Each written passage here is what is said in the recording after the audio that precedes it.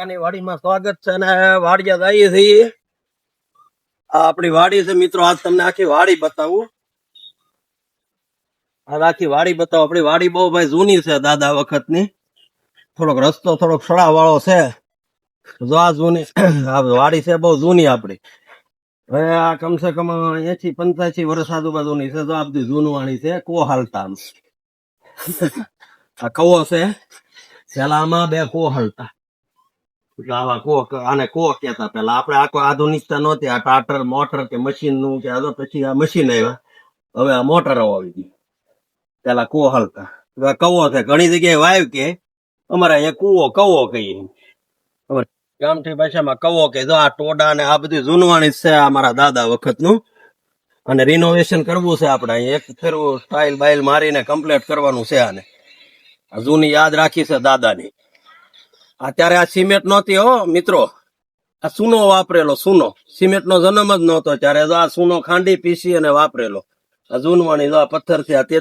એ દિવસે તેદી કડિયા કેવા હશે, પાણામાં આવું ડેકોરેશન કરી દેતા. અને હવે આધુનિકતા આવી ગઈ. તો હાથીમાં કળી આખી વાડી જ બતાવવાની છે આજ તમને. તો આ કળી છે. આમ આપણે થેસર ઢાકેલું છે. અહીંયા ફુવારા પાઇપ પડેલો છે.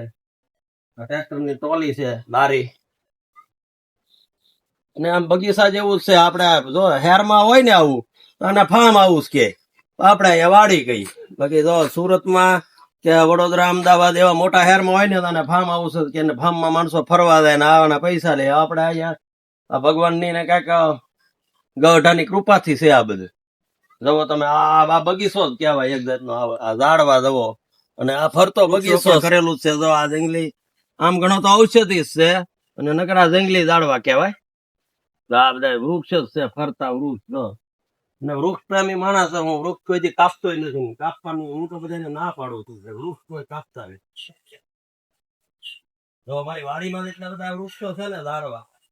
જવો તમે આમ આશો પાલો, લીમડો, જાંબુડો કે નાળિયેરી, આંબા, રામફળી, સીતાફળી, ટોટલ વસ્તુ એમ.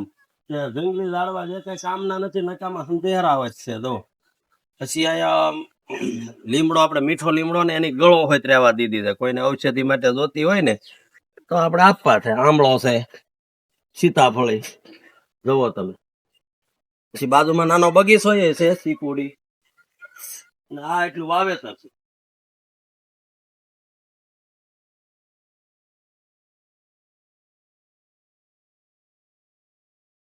વાવેતર છે એની માલપાઈ પાછું જો ઘરનું તે શાકભાજી ખાવાનું ઓર્ગેનિક. દૂધજા, તુરિયા. જવો તુરિયા ત્યાં ઓર્ગેનિક હો ભાઈ. કોઈ દવા ખાતર નહીં. જો એની લંબાઈ ને એમ તમે જોવો ને. જો આ હજી વચ્ચે આ તો હજી કૂણું છે.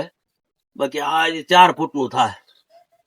ઓર્ગેનિક બેક્ટેરિયા નાખેલા ઓનલી ફોર. અમે તમને માંડવી ભલે પીળી લાગે પણ કમ્પ્લીટ હળદર છે એ ઓર્ગેનિક જ. જો હળદર છે. હમણાં તો આપણે ગણપતિ નો તહેવાર આલે છે ને સડાવા આપણે ફૂલ જાળી રાખીએ છીએ. જો ગુલાબ ભગવાનને અર્પિત કરવા, કાયમ સેવા પૂજા કરવા ગુલાબ છે. પછી આ દૂધી છે. આ એ ઓર્ગેનિક. જો ઓર્ગેનિક નો રૂપ નો હોય ભાઈ. ઓર્ગેનિક માં ક્યારેય રૂપ નો હોય, એનો ગુણ હોય. અને ઝાડવા તો હું તો બધાને ના જ પડું ભાઈ, કોઈ કાપતા નહીં. ઝાડવા હશે તો આ જીવન શક્ય છે, નહીં તો જીવન શક્ય નથી. ઝાડવું છે તો તમારે કઈક બે પક્ષી બે છે, કોઈ ઈળ જંતુ વીણશે, એની સરક હેઠી પડશે તો એમાં બેક્ટેરિયા ઉત્પન્ન થાય અને ઓટોમેટિક કુદરતી લભ્ય સ્વરૂપમાં આવીને તમને લાભ દે. ઝાડવું હશે તો બે છે, કોઈક માણા બે, પશુ પક્ષી કોઈક બે. અને આપણો પ્રાણવાયુ એમાંથી જ મળે ને મારા વાલા. કઈ થોડી ફેક્ટરીઓમાંથી કઈ નીકળવાનું છે કઈ.